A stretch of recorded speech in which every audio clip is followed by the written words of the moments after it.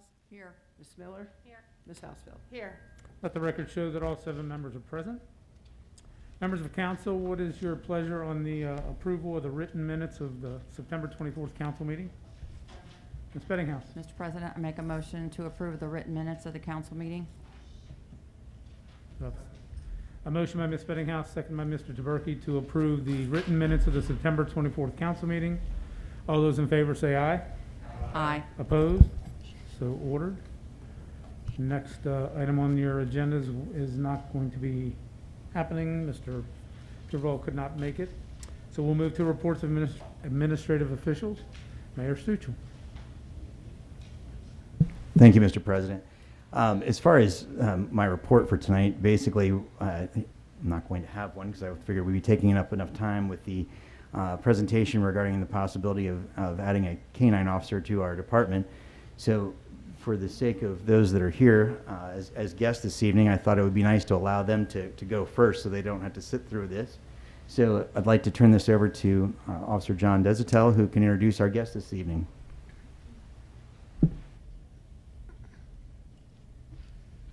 Good evening, everybody. How's everybody doing? So my name is John Desatel. I'm here seeking approval to start a canine program with the St. Bernard Police Department as well as the Village of St. Bernard.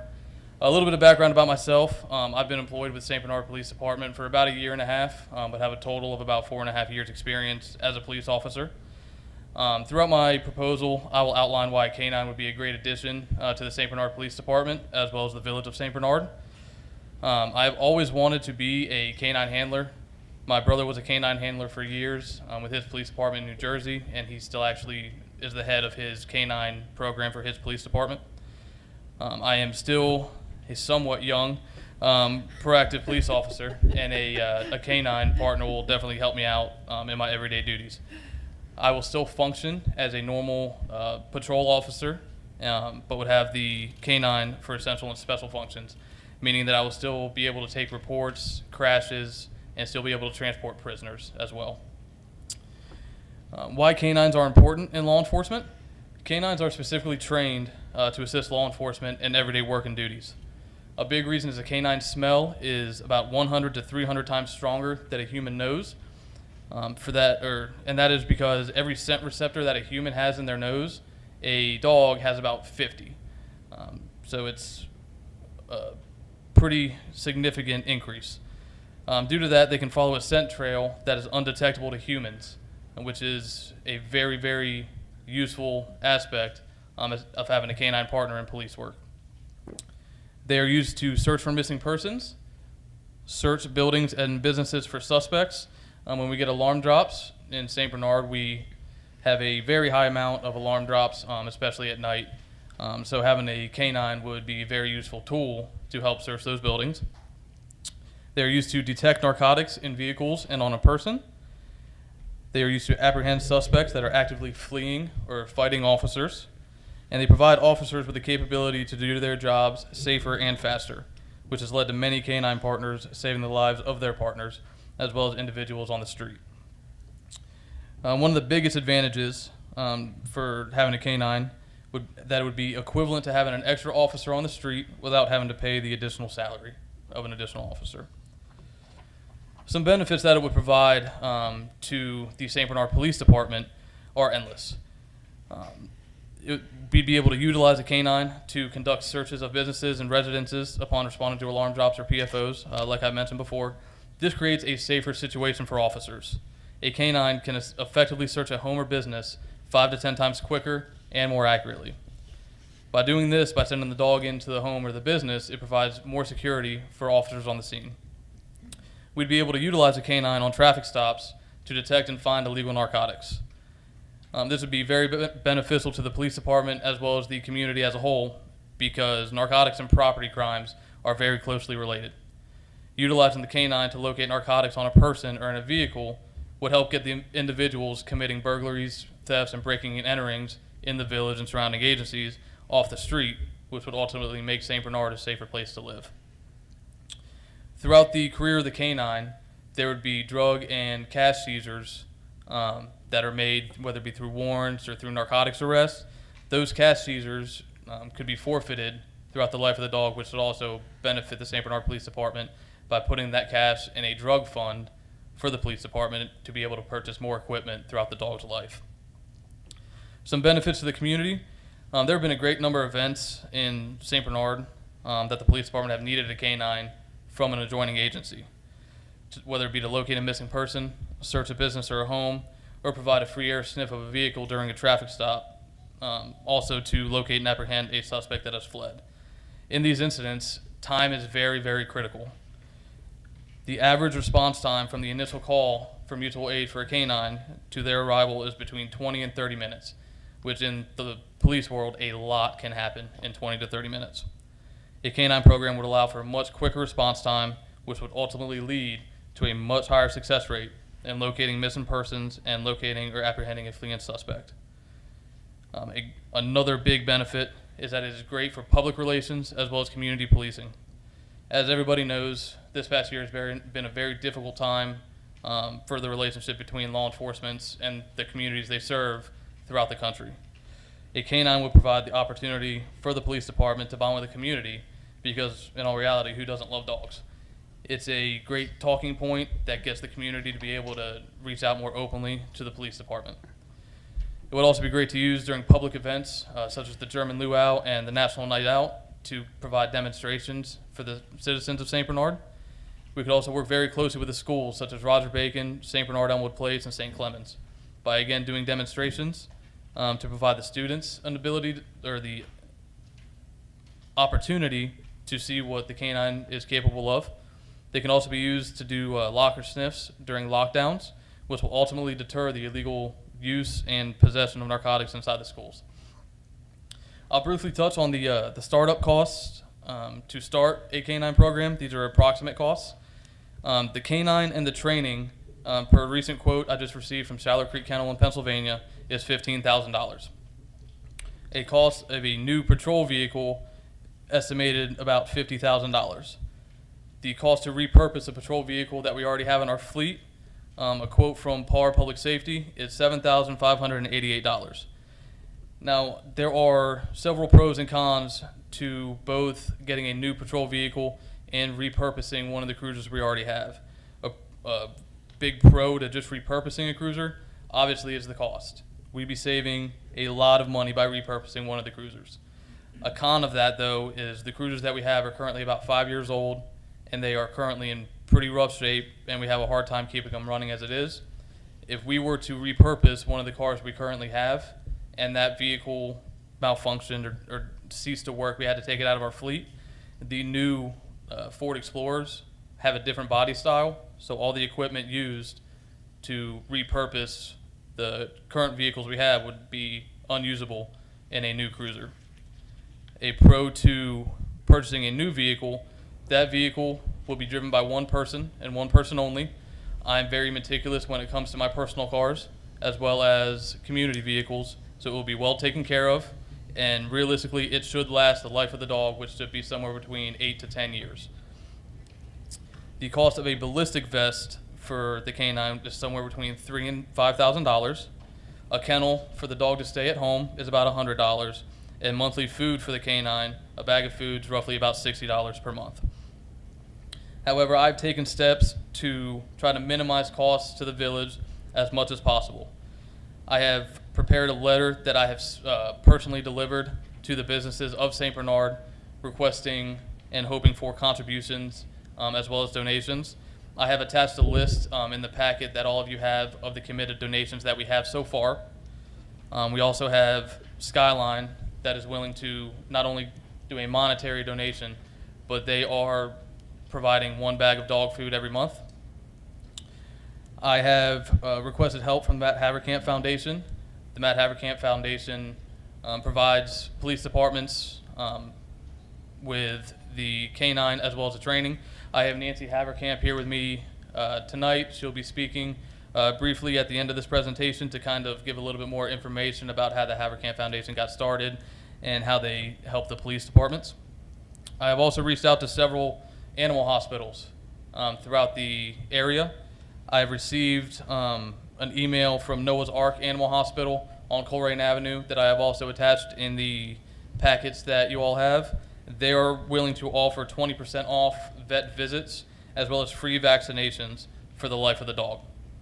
So there's some ways to try to minimize the cost. Another one I did not put in here, the kennel for the home, that will obviously be purchased by me. We have two large breed dogs at home already, so we should be pretty well taken care of in terms of a kennel. In terms of training for the canine, the initial training will be done at Shallow Creek Kennel in Pennsylvania.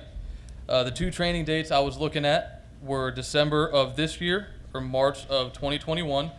Those are the two dates I was looking at because I would hope to try to get myself and the dog trained and on the road by spring of next year. The earlier the better. The earlier we can start putting the dog to work, the better it's going to be for this community. That is a 6-week training that is Monday through Friday. We would also have monthly training after that initial training, which is 2 Wednesdays a month. It'll either be with the Hamilton County Sheriff's Office or the Cincinnati Police Department. And then there'll also be daily training on top of that. The daily training would consist of tracking and narcotics detention just during the normal workday. During non-peak hours, we have the ability to be able to use evidence that we have in our evidence room for narcotics detection, and we have officers that would be willing to help train the dog in terms of tracking. We have a lot of woods, we have a lot of concrete, we have a lot of grass, so we have many different surfaces to be able to help train the dog in terms of tracking during non-peak workday hours. In conclusion to this proposal, the initial cost of starting a canine program can be a struggle and a hurdle to get over, but the long-term positives of a canine program far outweigh the initial startup costs. Several businesses have shown support by committing to donate, and I still have to hear back from several more. I've actually been very surprised with the amount of support businesses have shown me during my time presenting the letters. Like I said earlier, it's been a very difficult time for law enforcement in the community, and to have this kind of support from the businesses of St. Bernard, who obviously back the police and back the blue, is something very good to see. A canine would provide a lot more safety for the officers on scene and during the normal everyday life. We would get more illegal narcotics off the street, which ultimately makes the community safer. And one of the most important things, especially in these day and age, it would be a great community policing and public relations asset to connect with the residents and families of St. Bernard. I really greatly appreciate y'all's time to let me present this proposal to you. I hope that I provided a good foundation to hopefully start this canine program for the Village of St. Bernard Police Department as well as the community. I know St. Bernard has never had a canine program before. I'm hoping to be the first in the long line of many canines for this police department down the road. I thank you for your time. I do have a couple additional speakers that would like to say a couple things. The first speaker is going to be Officer Andrea Alt and Canine Creed from the Amberley Village Police Department. I also have Nancy Haverkamp from the Matt Haverkamp Foundation that she will be speaking as well. So again, thank you for your time. Officer Alt, I will hand the microphone over to you. Nancy and I are just going to come up together so we don't take up too much of your time. So I'm Andrea Alt. I work for Amberley Village Police, and this is Canine Creed, and he was funded. I'm sorry, I'm going to come over here. I think you guys can hear me. He was funded through the Haverkamp Foundation, which is run by Nancy. And I'll let her talk a little bit about that, and then I'll talk a little bit about Creed. So we founded the foundation in memory of my son Matt, who is a canine officer with Gulf Manor Police. Oh, okay. Thank you. So we started the foundation in memory of my son Matt, who was a canine officer with with Gulf Manor.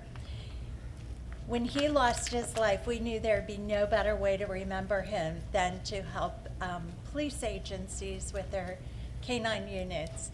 We knew how hard it was for Matt to bring a canine to Gulf Manor, being a small community. He worked really hard. He wrote for grants, he solicited businesses. He worked really hard to make that happen. So we wanted to keep his memory going and health police departments. To date, we've been able to fund 77 canines for local police departments. And that was as of last night. We're still committed to 3 other departments to fund this year. We have also bought protective vests, equipment, and helped with other needs for the canine units. We are very proud of a lot of our canines, Creed and Andrea Alt especially. We have an undercover narcotics dog. We have bomb dogs. The patrol dogs are incredible, tracking lost children, lost adults, suicidal adults. The work they do is just incredible, and we're really proud of them. I don't know, do you have any questions of me? Anybody, any questions? Okay, thanks so much for your time, and it was nice to have been here and talk about the Matt's Foundation. Thank you. Okay, so I'm gonna try to do this by handling him. As you can see, he loves to work, and he's incredible. And I started new too. I proposed this to council in 2016. It was a dream of mine, and I just knew the capabilities of these dogs and the impact it has on communities. And I think one of the biggest things that I've seen, and there's a couple, and I'm just going to mention a few, is community relations. Like Nancy said, most of the public has a natural love for animals, especially dogs. And I've seen more positive connections with my community and other communities since implementing the canine unit. I've raised over $15,000 for our canine unit, and that doesn't even include Nancy purchased Creed. So that was in addition to what Nancy has done for us, is I've raised that with all those positive connections I've made. People love to give to the canine unit. They love it, and we do so much for them. One of the things that narcotic seizures. Since I've had Creed, we've seized over 24 pounds of illegal narcotics, 8 illegal handguns, $30,000 of drug money. This is in Amberley Village, and I do get called out a lot, which we love. We assist other communities often. He's located 24 people in 4 years, and 2 of those were missing, critical missings, and the rest were serious criminal offenders. He didn't fight all of them, because it's not all about the fight. He did like 3 people. They probably deserve it. They were bad. But he found 24, and so he's not out there to destroy people. That's not what they're about. You can see how nice he is. He wants to work. He'll do his job. One other thing that I've seen is that it's not only upskilled my performance as an officer, but other officers. It's just incredible how our performance is just, we're so much more effective in patrol operations. At least I am, and I can speak for myself, and I know other canine handlers are, and the rest of our department, is that we've learned so much with this dog, and we've done so much, and it's just it's a really good tool to have, and I really appreciate you guys listening to me, and thanks for having me out. Thank you, Dawn. Thank you. We don't always work Pete, but he is a boy. But we like to support breast cancer. My chief's wife has been battling with that. So we're big supporters on that. He supports too. That's why he has his pink bow tie and his pink collar. Mr. President, Ms. Bettinghouse? I do have a question for the police officer. Yes, ma'am. I heard, I think Nancy say something about grants. Yes, ma'am. Have you applied for any grants? We have not applied for any grants as of yet. Okay. We have been looking at grants mainly for a patrol vehicle. I've been looking at different foundations as well as a community. I wanted to reach out to the community first because this is a community tool. I wanted to put St. Bernard first and see if the businesses of St. Bernard, I wanted to put them first to try to help out to start this because they are St. Bernard. The businesses are St. Bernard. The people of St. Bernard are what makes St. Bernard the community it is. So I wanted to reach out to everybody in the community first to try to get their support, to try to get their backing, and depending on where we go from here, if this has always been a dream of mine. This isn't something that I just woke up yesterday saying, hey, that seems cool. I want to do that. But I'm willing to do whatever it takes in order to make this happen. It's not just a Monday through Friday 8 to 5 commitment. This is a 8 to 10 year, perhaps longer, 24/7, 365-day commitment. I have my wife's full support. I have my daughter's full support. I have my whole family's full support. This is what I've always wanted to do. If I need to reach out elsewhere to try to make this happen, that's something I'm willing to do.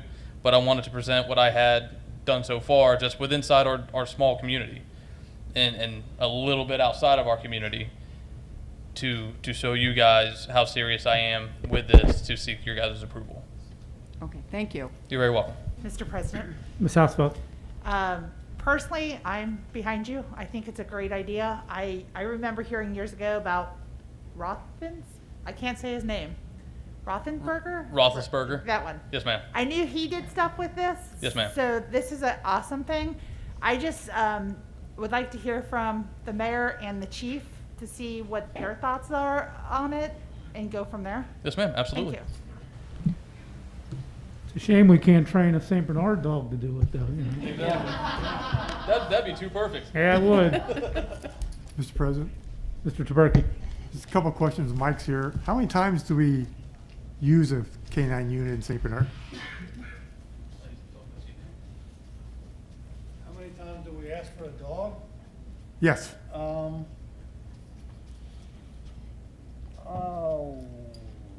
is that, 2 to 3 times a month, maybe? I might be able to answer that question a little bit better, just because I'm on the road. I know on my shift and first shift, it could be one time a week, it could be one time a month. It really varies. Our crime waves kind of go in spikes. I think the last time I requested a dog was the end of August, I believe. I was off for 3 weeks shortly thereafter, getting married, doing the whole honeymoon thing. But that was because a violent offender over on Albert fled on foot, jumped a bunch of fences, was hiding in brush, called in a Hamilton County K-9. They were the closest one there, and again, it took them 25-30 minutes to get there, but eventually apprehended the suspect. Ended up biting him in the arm after finding him in some bushes. But it really varies. Me personally, I would use it on a pretty frequent daily basis, not necessarily for searching for people, but we would use them for when we have a PFO, which is a property found open. If we go to a door or someone calls in a front door of a home open, or an alarm drop out of business, when we get there, a door's unlocked or there's a window broken, we would send the dog. Personally, we don't call for them probably as much as we need to, because sometimes it is a little bit of a hassle to wait as long as we have to wait from the initial call to the arrival. Especially with us, having maybe 2 or 3 guys on the road at the same time, we're gonna be tied up there for quite a while waiting for a dog. Also on traffic stops, we would definitely use it a lot on traffic stops. We have a lot of drugs in and around St. Bernard, and not just typical marijuana, which is very easily, the odor of marijuana is very easily detectable in cars. We have a lot of heroin, methamphetamines, cocaine, all stuff you cannot smell during a normal traffic stop. And it's not like in movies when you say you're gonna search a car, you're gonna search it. Most people tell you no. But if you have a dog readily available to do a sniff of that vehicle, the law states that is perfectly acceptable. So that would lead us to the recovery of a lot of illegal narcotics that a lot of guys now would not call for a dog for, to just come and do a free air sniff of a vehicle because of the amount of time it would take for one to arrive. So we don't really call for them now as much as we should. It would probably be somewhere, I'd say, between 4 to 7 or 8 times a month that we probably request a dog from an adjoining agency. Mr. Taberky? I guess another question is, if you're going to be the dog handler, would you be kind of off patrol duty because you might have to come in second, third shift, so you might have to come in other shifts, take time off first shift? We're going to be shorthanded first shift? No, sir, not, again, I would just be a normal patrol officer. I'm not sure what shift I'll be on next year. We have shift picks coming up, Yeah. I believe in November, December. But that, having the dog will not change my normal functions as a daily patrol officer. I will just have that extra tool with me. In terms of coming in when I'm off, we'd have to sit down and write a policy procedure, or a section, a canine section of the policy procedure manual that will dictate when I can and cannot be called in. In the package that I provided, Officer All's been nice enough to give me Amberley Village's canine procedure, policy and procedure, as well as guidelines, which excuse me, kind of outline when she's at home off with a dog, when she can and cannot be called into work. Midnight? You tell my chief that. Then on the car issue, we usually got 5 cruisers, I think, 4 or 5? Mike? We have 5 in our fleet now, yes, sir. So will we, in the future, have to have 6 because one's going to be the dog car? Yeah, we would need 6, whether we repurpose an old one, since we're about to hopefully start phasing in new ones. If we need to go the repurposed route, we would keep one of the old ones for that, yes. Well, repurpose not, you will have to have 6 cruisers 6. instead of just 5. Yes. Mr. President, so Mayor. just to kind of give a little bit of additional information. So when Officer Desatel had asked about potentially looking at the opportunity to add a canine officer to our department, basically what it came about is that obviously it wasn't appropriate for the mayor to do the research. So it was more appropriate for obviously the proposing officer to look at the research, determine some of the cost, see about the funding, potential grants that might be available, the overall cost to make the proposal, to see if this could come to fruition so that it could be considered. Right now we are, entering into, starting, the budget process for next year. There's a lot of things to consider at the same time.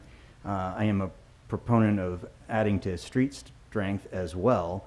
So at the same time, again, while we're looking at this, we're also at the same point looking at the potential of even adding another officer. There's a lot to consider at this point.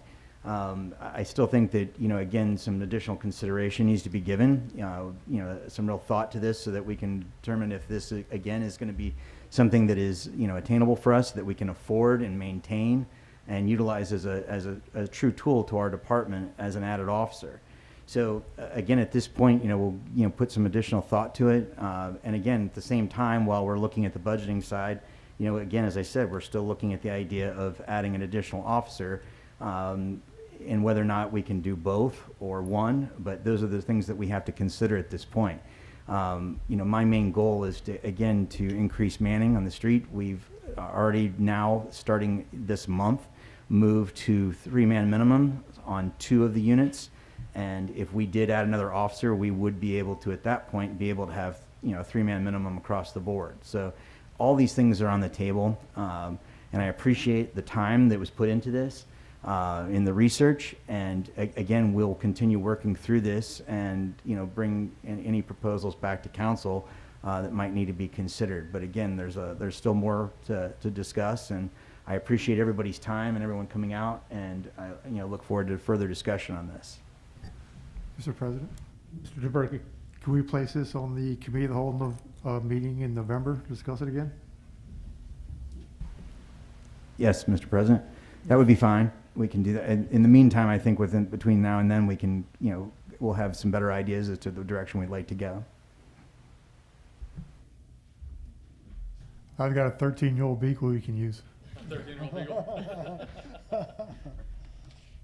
All right, I'd like to thank everyone for their time, and that way you guys don't have to stick around for everything else. So thank you very much. Thank you guys so much. All right. Thank you.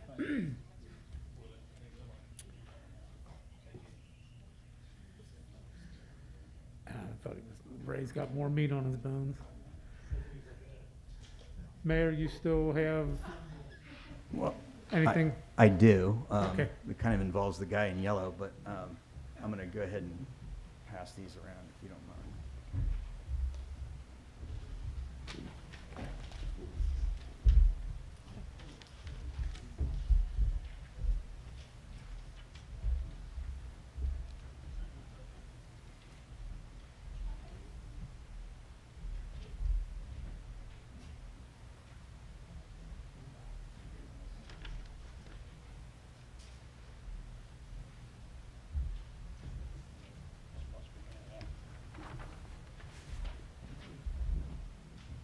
Okay, Mr. President, if you're all right, while we're on the police subject, I thought we'd just continue on with that. As I had stated before, it's been a definite desire for the safety of our officers and also our citizens and anyone else that our department comes into contact with to actually look at the option of adding body cams. We also have had, if I believe, and correct me if I'm wrong, is it 12 years old for our in-car video? Yeah. Okay, so we really can't repurpose those again in the next round of cruisers, and the upgrade is definitely necessary. The chief and some of the other officers, and who the chief can of course let you know who has been doing this research, but have spent the time to look at other options that are available right now. And I'd like to turn that over to the chief, of course, and look at this seriously to see how quickly we can actually get this program started. Thank you. Officer Kyle Connor and CJ Moffitt have done yeoman's work and months of research on this potential body camera issue. I know a lot of departments are going to it for just for the clarification and instant information that everybody's clamoring for, and they are a very useful tool for that. As the mayor stated, the in-car cameras are just really not very useful anymore. Have outlived their life likelihood by far. They're 12 years old. They're estimated to last 5 to 6. So they did their job and then some. And doing some research, and they researched upwards of 10 different vendors as far as body cameras and in-car. I believe you guys are looking at the best 3 of the bunch. And while Axon, short term, if you look at it 5 years, Axon would be the most expensive. However, the Axon package includes a free upgrade at the 2.5-year mark, as well as an upgrade at the 5-year mark. So in essence, at the end of 5 years, we will still have new cameras. And their storage costs per year after all of these include a 5-year contract, so to speak. And after that, the storage costs are no longer included in the initial package. And Axon's storage is a lot more reasonable and is actually the preferred method for the prosecutors to pull from. It's an evidence.com based system. All of it's web-based, so we don't have to use our storage or our server for any of this. So I would appreciate your consideration in obtaining this tool that I believe council would like us to have as well. And like I said, it's everybody, it's for everyone's protection and benefit, officers and citizens. So any other questions, I'll be more than happy to attempt to answer. Mr. President, Mr. DeBerke? Mike, Yeah. I argued to get these 5-6 years ago when Derek was looking at them, so I'm all in favor of them. But the $27,000 a year, is that per camera or for the whole unit? The whole? That's the entire package, and they want you to pay it over. It's $27,000 a year for 5 years. The total cost for 5 years is $135. They don't expect you nor want you to pay $135 upfront. So that's how that's broken down. How many cameras is that?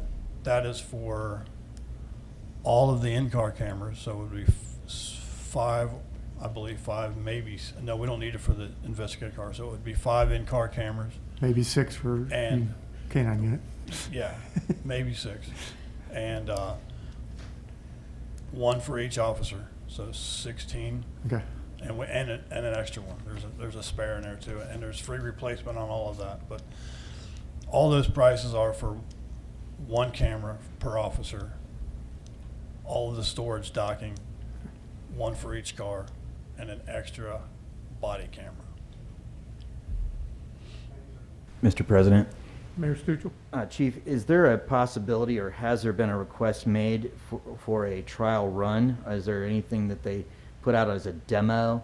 We have the Axon camera right now that we're demoing. And the WatchGuard, their newest product wasn't available till October 1st, so haven't received it yet. But we are putting the Axon through its paces as we speak. Mr. President, Mr. DeBerke? excuse me, I know when Derek was working on it, there was possibly some grants back then. Is there any grants for cameras now that you know of? Well, we keep circling around this grant thing. There are grants available all the time. So the quick answer is yes. The village should really contemplate hiring a grant person to do it. Writing a grant is not something you can just do in your spare time. It is time consuming and not easy to do. And just because you write one doesn't mean you get one. I mean, you have a 10 to 15% success rate. So short answer is yes, there are grant opportunities, but we need someone to write them. And I've only done one, and I vowed I would never do another one. I will, but I will begrudgingly do another one. I know what you're talking. My wife's written grants for her school, and it's Yes. very time consuming. It's a pain. Yes. Anyone else? All right. Mr. President, Mr. DeBerke? just talk to the mayor. Are you looking to add this to the budget next year? Or you want money this year? What's your plan?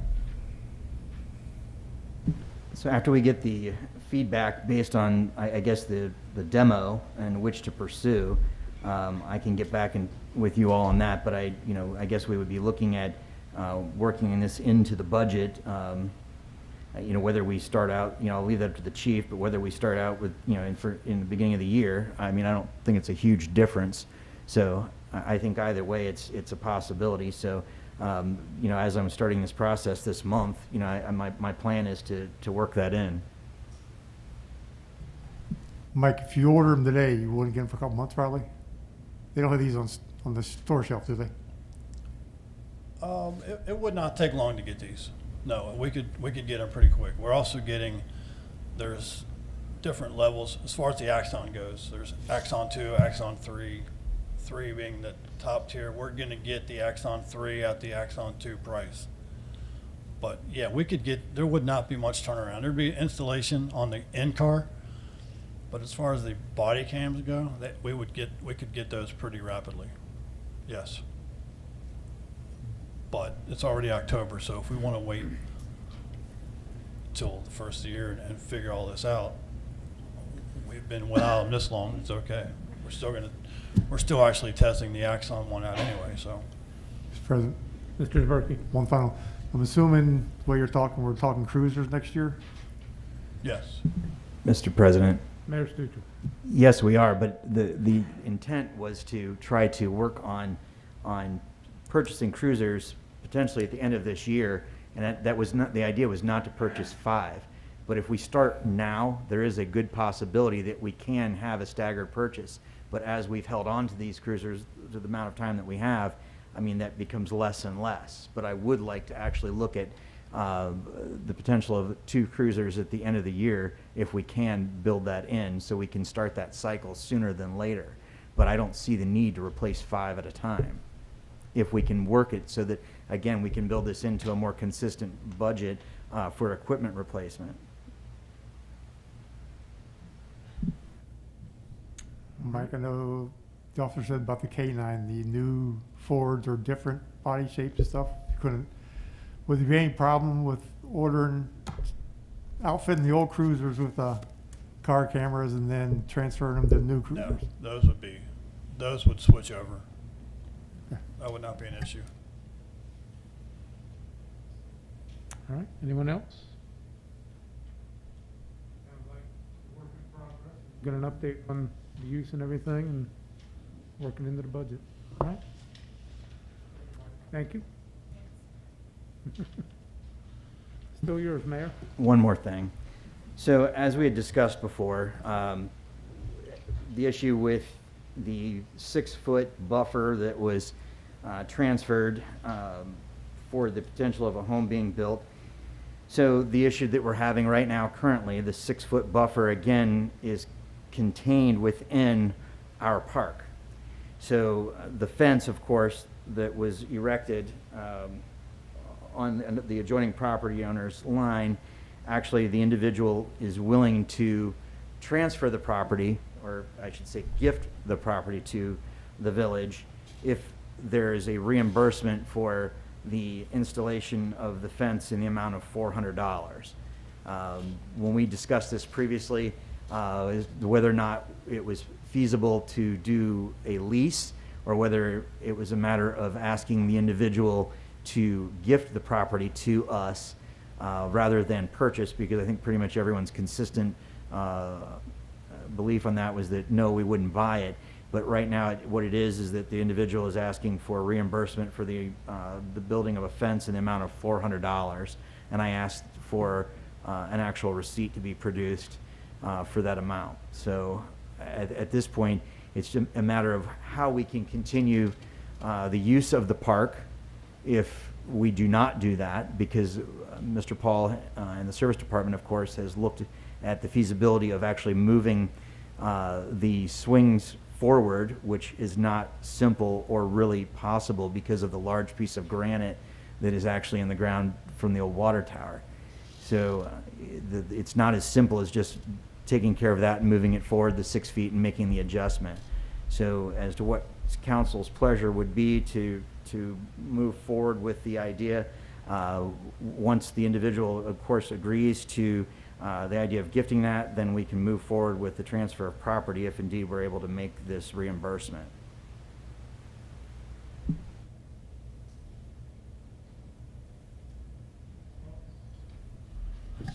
Mr. President. Mr. Schomer. My, I guess, quick opinion is that $400 for the reimbursement of the fence is not unreasonable for giving us the 6 foot off his land in order for us not to probably spend 8 times that to move the swing sets, even if we could. So my recommendation would be let's reimburse him for the fence and get the 6 feet and keep our park. Mr. President. Mr. Taberky. I'm assuming it's got to be resurveyed and everything then, or? Mr. President, I don't believe so, because the fence was put back up on the property line. It basically, it's just maintaining everything as is. The survey was already done. There was a survey that was already paid for at the time. So at this point, it doesn't change a thing. I mean, we just continue as we're using it, but we're using just our property and not 6 feet of someone else's. So I'm a little confused. The fence is here, this is the park, this is the property. The fence is on the property line? Mr. President, the fence would be on the new property line. The 6 foot buffer was given by the village. It was the park. So it basically, where the fence is right now is the actual line. We're not moving the fence. We're not doing anything. We're just basically maintaining everything as it is right now. We're using 6 feet of someone else's property right now as it stands, because it's within the current fence in the park. So it just. He's given us the 6 foot property. Correct. For $400, correct? Yes, you gave me the receipt, remember? Yes. What I'm saying, doesn't that deed have to show that that's our property now? If he's given the property to us, don't we have to change the deed? Would that need a survey and everything then? Yeah. I'll have to look into that. I mean, he can deed it to us. I mean, there's I mean, wasn't it something we transferred to him originally? Correct. So we've actually got a legal description of what we transferred to them. Basically, it'll just be a transfer back. I don't know that we need a new one if it's going to be identical. I've got no problems with $400 myself. Anyone else? All right. Mr. President? Ms. Bettinghouse? Yeah, I'm okay with the $400. Otherwise, we could even lose the park if we're not able to really use it. Just want to make sure that there's no other expenses that we can just turn it back over without a survey. I just want to be sure if there's any additional costs, I want to know it before. Yeah. I totally agree to it. There might be some costs associated with the recording, but it doesn't, I mean, if he's just going to deed back to us what we had already deeded to him, there's a legal description already there contained in the deed, or there should have been a legal description in the transfer. So basically, if they're just giving us back the identical thing, we shouldn't need a new survey. We shouldn't need a new legal description at any rate, and that's what the survey really gives us. So there'll be some recording costs, and I don't know what those will be, frankly, but it would be fairly minimal. It wouldn't be overwhelming. And that's not the part I'm concerned. I just, we're saying it should have had surveyed and I just want to confirm that before. I totally agree to it. I haven't seen anything, Yeah. so I don't know. Well, that's what I mean. I just want to I mean, make I sure. can take a look at it, but, I mean, assuming all we're getting back is what we originally deeded it, and it's going to be identical, I don't know that there'd be Yeah. a need. We've got the legal description, and that's really what we need for the deed. Just would like to confirm that. All right. Mr. President? Mr. Never Berkey. never mind. I mean, as I said, I haven't seen anything. I would need to look at things, but based on what I'm hearing. Mayor, anything else? No, we can pick up on the other things we need to talk about when we get to the auditor's report, so. Well, she is next. Do you have a report?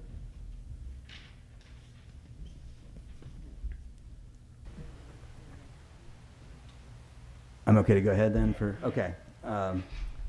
Peggy could not be here tonight due to a family medical emergency.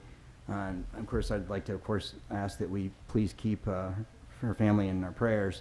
The auditor's office has provided the end of September 2020 revenue and expense and cash fund spreadsheets to council and administration.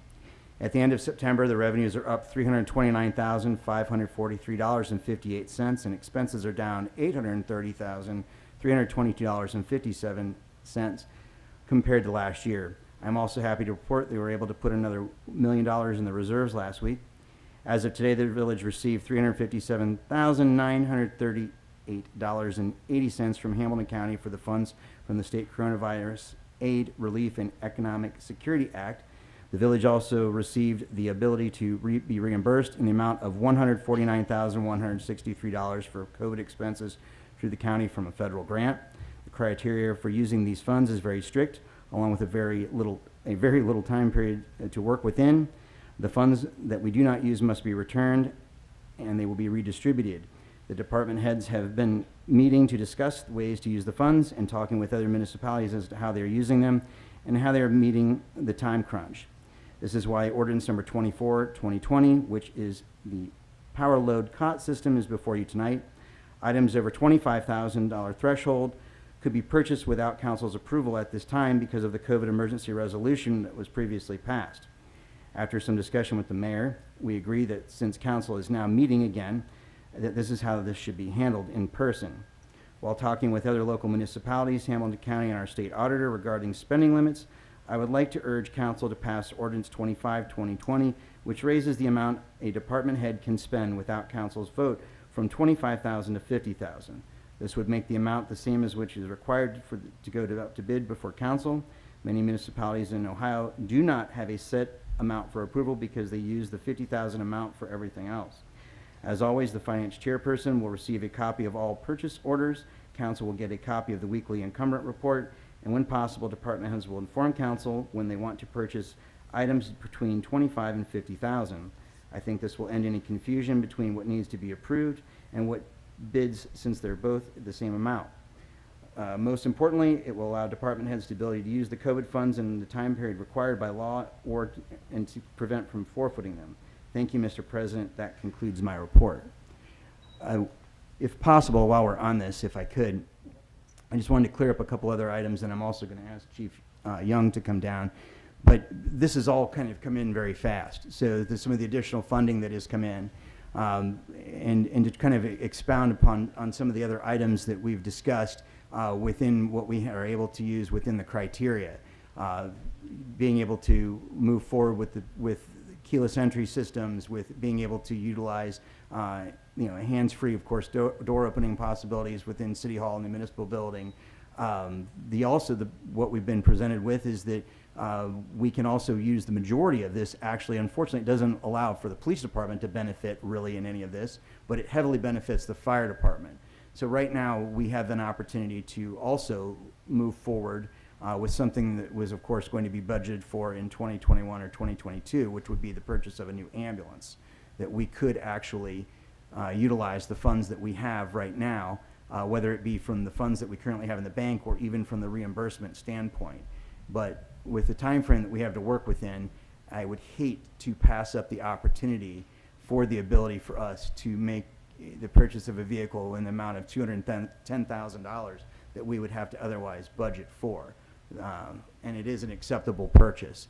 So while we're on that, we kind of need to be able to continue moving forward in an expedient manner. But if I could ask the chief actually to come down and he can maybe expound upon this with some of the items that we're purchasing, of course, the power load system, the Lucas device, that kind of thing. Good evening. As Mayor mentioned, I submitted some POs last week to purchase a power load system, total of $25,600. This is the same system we put in the first ambulance back in 2016, shortly after we purchased that ambulance. And the power cot to go along with that's $20,741. I'm not sure the number, but I know one of the ordinance tonight is in reference to this. I was under the assumption, I think several of us were, that we could go ahead and spend that money since it was allotted, but this is probably the right way to do it. So that's that. We also purchased a Lucas device, which is the automatic chest thumper. We bought one of those about a year and a half ago with workers' comp grant. We'll be buying that. We actually already purchased, did a PO. We already received it. It's $14,881. As I mentioned, I've been working with several municipalities about what they're doing with their COVID funding. And one of the options is purchasing ambulances or equipment like we just talked about. So we were under the assumption that we could order an ambulance, basically get it ordered, encumbered before December 30th, which is the cutoff. However, some further research by the auditor and the chief of Norwood, we had some discussion yesterday, you actually have to take delivery of this item before December 30th. So lead time on an ambulance is 6 months. We were looking at May to June. So I reached out to the vendor we bought our last ambulance from, which is Horton Emergency Vehicles in Grove City, Ohio, and explained to them what was going on and to stop working on a quote for us. And this is where we were at. And he goes, well, let me look around and see what I can do. So anywho, there is I won't say a sister of, but a very similar ambulance what we just bought in 2016. This is a 2020 built on an Ford F550 chassis. It's a four-wheel drive, which is what the city of Cincinnati is currently using. It's a little bigger than what we have now. Anyway, it's very, very similar to what we have. He quoted me $221,000 to rebuild basically the mirror image of what we have today. We paid $199,800, I believe, for that vehicle in 2016. This particular unit, we can get $208,000.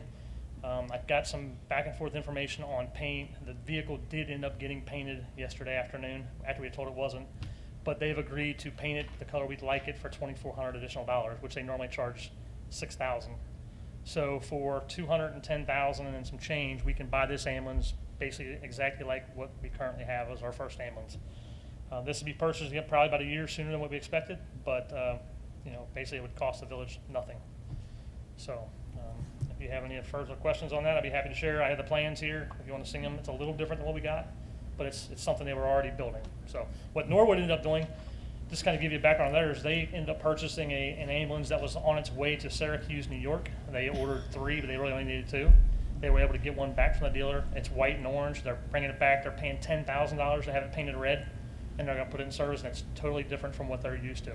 But they're doing it just because they're under the same time constraints we are. So, Mr. President? Mr. DeBerg. Although when I saw the original PO, I talked to Brian. You said the ambulance that you're looking at is exact sister of the one you got now. so the $221,000 one was would have been exactly like ours, but that's the one that will take 6 months to build. This particular ambulance is a demo unit. It's very similar, but it's not exactly the same. It's basically the same chassis, only it's four-wheel drive, but the setup is pretty much the same. We have the opportunity, this is another reason why it's kind of a time crunch. Like I said, the vehicle went to paint yesterday. The back has not been built yet. It's been cut, but since it's kind of a standard unit, they could use it on a different ambulance. We would actually have the opportunity to go up there sometime next week and basically try to design the inside of that ambulance to mirror the one that we currently have, which would be nice. But we're going to have to know pretty quick whether or not we can do that. Mr. President? Well, Mayor. One of the things, just to clear up real quick, normally there is a greater amount of time that goes into the ability to be able to design the ambulance that you want. With the COVID funding that we have available right now, it's not a matter of being able to just say that the money is encumbered. We have to take delivery. That is the time crunch on this one. So that's the only reason in truly jumping on this. And, again, the thought being is that knowing that there's potential for, having to make some expenditures, some purchasing of cruisers, that kind of thing. This is an opportunity for us, again, to be one step ahead that I would really like to be able to move on. Mr. President, Mr. DeBerkey. as I was telling Brian, I would rather buy a new ambulance. If we buy this power cut unit, put on the old ambulance, the ambulance is going to get traded in next year. All that's got to come off and go back on a new ambulance. And my business, you buy a truck, you try to retrofit a snowplow or something, it's always trouble. So to me, it'd be smart, just use the money, buy an ambulance, put the power cut on a new ambulance, and don't worry about the old ambulance. Yeah, there's a $1,600 charge to have the power cot put into the old ambulance, and there'd be another $1,600 charge to put it into the new ambulance. So we would save $3,200 by doing this, and that would come out of our money. So, Mr. President? Ms. So Bettingham. let me clarify. Either way, this power load system is needed. correct, yes, Because ma'am. we'll have to purchase it for, okay. Yeah, so when we bought the ambulance in 2016, we paid $198,000 for the ambulance and another roughly $50,000 for the power cot. So yes, I just wanted to be either way, we need both. Mr. Okay. President, the previous power load system, one of the biggest benefits that came from the BWC was a grant that they had because of so many injuries from paramedics. So we did benefit from that greatly. So this is, again, we're getting another power load system covered within the COVID funding along with an ambulance. I don't think this opportunity is going to come along again. Mr. President, Mr. Bob Culberson. so you're looking at purchasing a new ambulance, but I don't see a request or an ordinance to move on that. Do we have to have an ordinance to move on that? And if so, I know you said you want to make a decision here rather quickly, so I'm shocked it's not. Well, so unfortunately, with the circumstances going on with Peggy's husband, we didn't have time to get that done today. And in conversation, I just literally got these plans for this ambulance at 6 o'clock last night. So I had lieutenants meet me this morning. We went through them with a fine-tooth comb. We made some changes. I had to wait for the vendor to get back with me, and I just got off the phone with him finally at 4 o'clock to wrap up that we could still do this. So it's been kind of a time crunch. We would probably have to do a special, I would need a verbal commitment from you guys to move forward with him, and then we'd probably have to do a special council meeting next week to get this done. Mr. President, Mr. DeBerkey. I make a motion for a special council meeting next Thursday, 7 o'clock, to put an ordinance on the table for the new ambulance. I'll second that. Before we take that, do we need to do it before next Thursday? When I talked to Todd today, he said, we've already done business with him in the past. He said, as long as I give him a verbal commitment and I have council's approval, so I don't know if you guys can do it. Can we do a vote tonight? Just kind of prove it it's going to have the support or not? But I have to give him kind of a yes or no, because Monday, if we would go up there, we kind of would be somewhat committed. Mr. President, Mr. DeBerkey. can anybody meet tomorrow night at 7 o'clock? 24-hour notice. Oh, can't be at 7. Yeah. Monday at 7. So we need. We can make Monday work. I'll put him off till Tuesday That works. I cannot be here tomorrow night at 7. I don't know, I would need to be here, but I cannot be here tomorrow Well, night. 24-hour notice is 8 o'clock now, so I can't. That's fine. So Monday would work. If you'll rescind your initial motion. I rescind my original motion, make a motion, have a special council meeting Monday at 7 o'clock here in council chambers to just an ordinance for purchase of an ambulance. I'll second that. A motion by Mr. DeBerke, second by Mr. Bob Culbertson, to have a special council meeting on Monday, which would be October 12th, at 7 p.m. to discuss the purchase ordinance for a new ambulance. And any other remarks? If Clerk, you better call the roll on this one. Mr. DeBerke. Aye. Mr. Ray Culbertson. Aye. Mr. Schuldmeyer. Aye. Mr. Bob Culbertson. Aye. Mrs. Bettinghouse. Aye. Mrs. Miller. Aye. Ms. Housfield. Aye. 7 ayes, no nays. Council will meet for a special council meeting Monday at 7 p.m. Thank you. Thank you. Mr. President, Mr. DeBerke? just a quick question. Do we need to pass ordinance 24 tonight then, before we have a special council meeting on Monday for the power cut? That's something you have to order right now? I would prefer if we did, yes. Okay. If we could, that'd be great. All right. Anything else, Mayor? No, I've taken up enough time again. Thank you. Yes, you have, but we'll allow it. Mr. President, Mr. DeBerke? make a motion to put ordinance 24, 2020 on the table at the special council meeting? Do we I'll have any- second that. A motion by Mr. DeBerke, second by Ms. Bettinghouse, to place ordinance 24 and 25 on the special council meeting, which will be at 8:15. Oh, not 25? Mr. President, Ms. Bettinghouse? I do have a question about ordinance number 25 before we put on the table. Jonathan, Okay. when you were talking about this going up to 50,000, I think it was mainly for the purpose of the COVID money, and when things come pretty quickly, you need to act on them. And how much money do we have for the COVID? Would all this be taken now with the ambulance and this director? I don't know I forget how much you said we got. Mr. President, Mayor. so right now it's upwards of 500,000. Okay. So and there's 149,000, sorry, wait a minute. 149,000 of it is actually a reimbursement program, but it basically we have to get pre-approval as to whether or not it's a qualifying purchase. And I don't know the exact time frame. I don't think it's like something that takes 6 months. I think it's pretty quick. We just have to make the commitment. Mm-hmm. So the how we go about the additional purchases and that kind of thing, I guess it's just a matter of, not all of them are major items. So that was, whether they fell between the 25 and 50,000 or they were over, just to be able to do it within the time frame.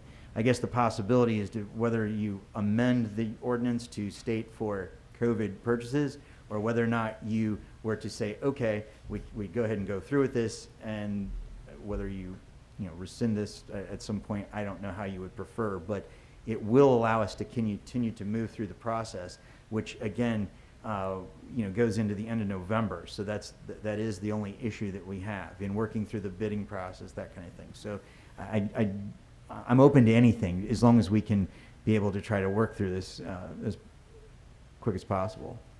So I think you read my mind. For the COVID, I would be okay with the 50. Any other case, I'm really leery on doing it, just as a general statement. I mean, this is my opinion. If the purse strings belong to us, I really would like to talk and understand what we're being purchased. And I think $25,000 for me is a limit. But for the COVID, I would be willing to do that. Mr. President, Mr. DeBerke? I agree 100% with Cindy. Asked Valerie, can we put that in the ordinance that this is for COVID expenses, COVID reimbursement money only? Yeah, I think you could amend to do that, yes. What legal verbiage should we use? I don't have one in front of me. Hang on.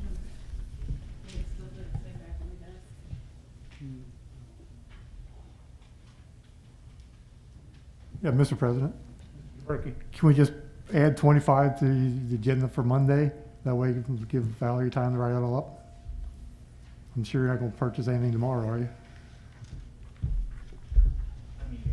No, the only other, Mr. President, sorry. Mayor? As long as we can move forward with the power cut system, fine with that. But I think we're, between now and Monday, I think we're okay with anything else. We're still waiting on actual some estimates. We're voting on 24 tonight for a special meeting. For 25, we can wait till Monday. I'll give you time, Valerie. Thank you. I'm good with that. Is everybody else okay with that? We're gonna do ordinance 25 on Monday. Okay, so 24 will be a special council meeting. Any other remarks? All right, a motion by Mr. DeBerke, second by Ms. Bettinghouse to place ordinance 24 on the table at the special council meeting, which is now in 10 minutes. All those in favor say aye. Aye. Opposed? So ordered. Ordinance 24, 2020 will be on the table at the special council meeting. All right, anything else, Mayor? Yeah, for the auditor, I mean, you're done with her report? Yes, Mr. President. Okay, all right, thank you. Then we'll move to Law Director. No report. No report. Treasurer, Mr. Ungrue. Thank you, Mr. President. This evening I have the statement from First State Bank. Our total there at the end of last month was $5,655.37. And that concludes my report. Thank you. Safety and Service Director, Mr. Paul. Thank you, Mr. President. For Ross Park, I'm going for a third. For Ross Park, I'm going for a third bid, so we're not finished there yet. And for trash on 2018, I'm requesting an appropriation of $30,000 more. The last bill was $6,900. That's for 2 weeks. And for the roll-off, it was 4,000 something. So if you do that, I still have like 5 more payments to finish the year out. So we will be short. Mr. President. Mr. Ray Culbertson. Mr. Paul, is the increase in trash because of the current health situation? And then can that be something that's recouped then? If it's directly, the increase is directly tied to the... Mr. President? Mr. Paul. I didn't look into that and never thought about it, but I'll certainly look into it. The other thing to keep in mind is that we know we're going to do for another high price cost item because of Thanksgiving. Thursday and Friday of Thanksgiving week is the heaviest of the year.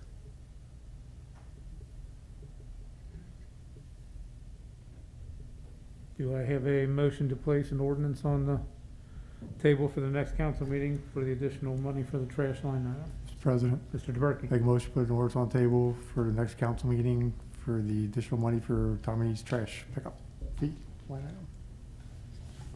Second that. Motion by Mr. DeBerke, second by Ms. Bettinghouse to place an ordinance on the table at the next council meeting for the additional money for the trash line item. Are there any remarks? Tommy. If not, all those in favor signify by saying aye. Aye. Opposed?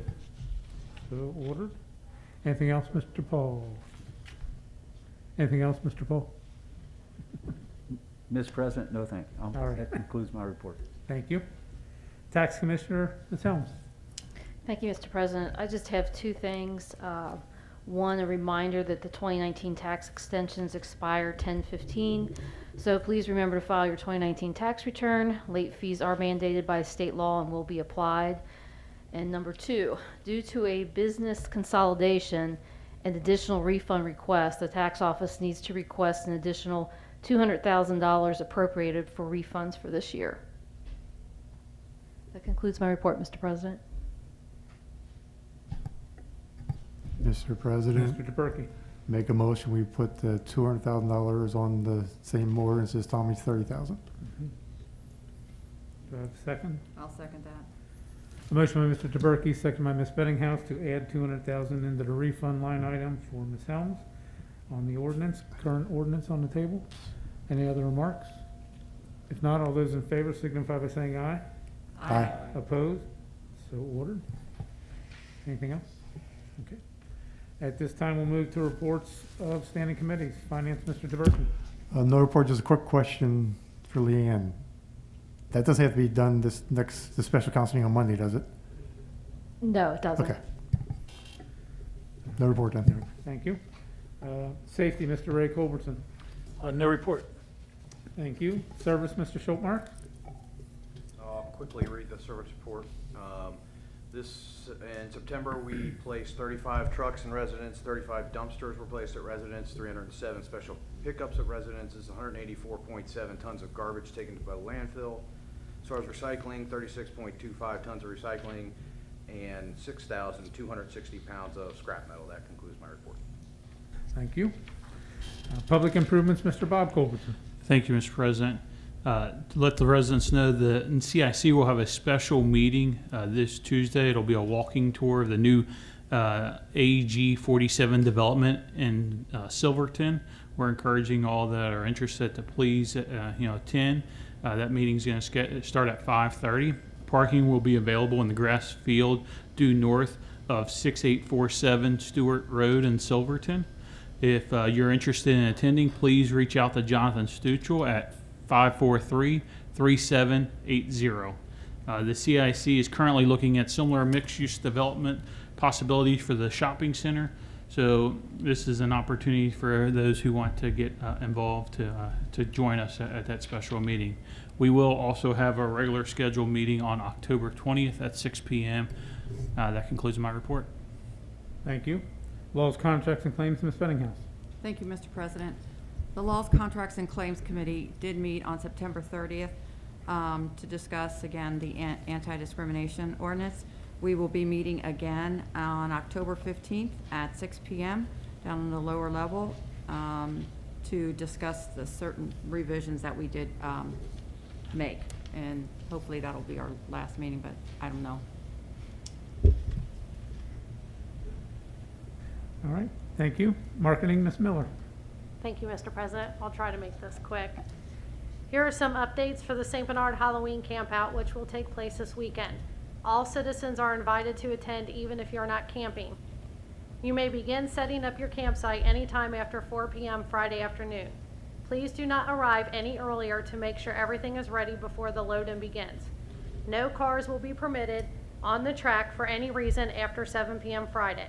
If you cannot make set up your tent Friday, you may do so between 11 a.m. and 4 p.m. Saturday. No cars will be permitted on the track for any reason after 4 p.m. Saturday.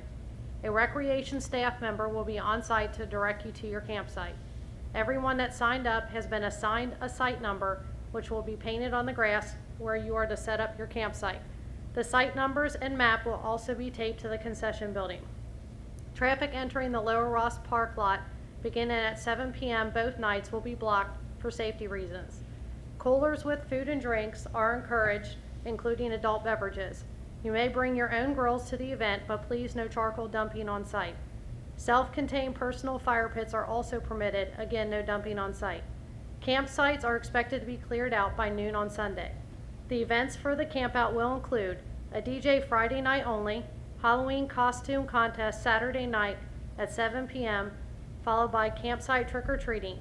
Remember to bring candy to pass out at your site if you like to participate. Wyoming Air Haunted Trail will take place Saturday evening only. Kid-themed movies will be playing on the big screen beginning at 8 p.m. and 10 p.m. both nights.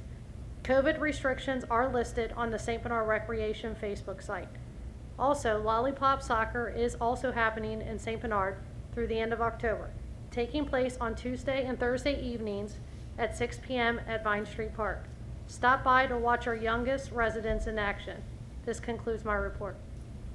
Thank you. Business and industry, Ms. Housefeld. No report, Mr. President. Thank you. I apologize at this time. I don't recall with everything that's been trying to happen here before the special council meeting. Was there a motion made to place ordinance 25 and ambulance ordinance on the table for the special council meeting Monday? Yes, there was. Okay. Just want to cover all bases. I'm going fast and furious. All right. We will postpone the audience participation briefly while we do the special council meeting. So we'll do the special council meeting for ordinance number 24, 2020. Clerk, will you please give the first reading of ordinance 24?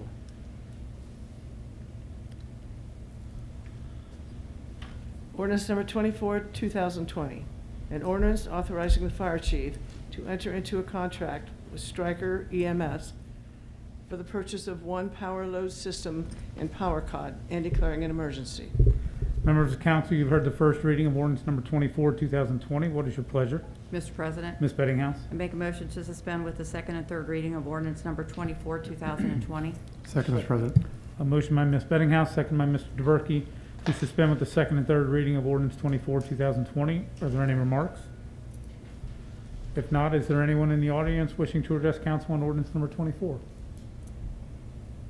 Not, clerk, will you call the roll on the motion to suspend? Mr. DeBerke? Aye. Mr. Ray Culberson? Aye. Mr. Schuldmeyer? Aye. Mr. Bob Culberson? Aye. Mrs. Bettinghouse? Aye. Mrs. Miller? Aye. Ms. Housefeld? Aye.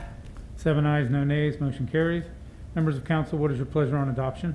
Mr. President, Ms. Bettinghouse? make a motion to adopt ordinance number 24, 2020. Second, Mr. President. A motion by Ms. Bettinghouse, second by Mr. DeBerke, to adopt ordinance number 24, 2020. Clerk, will you please call the roll? Mr. DeBerke? Aye. Mr. Ray Culberson? Aye. Mr. Schuldmeyer? Aye. Mr. Bob Culberson? Aye. Mrs. Bettinghouse? Aye. Mrs. Miller? Aye. Ms. Housefeld? Aye. 7 ayes, no nays, motion carries. Ordinance number 24, 2020 is adopted as read. All right, we'll revert back to the committee of the whole. Is there anyone in the audience wishing to address council this evening? If I'd have known it was going to be that easy, we would have just gone ahead and done it.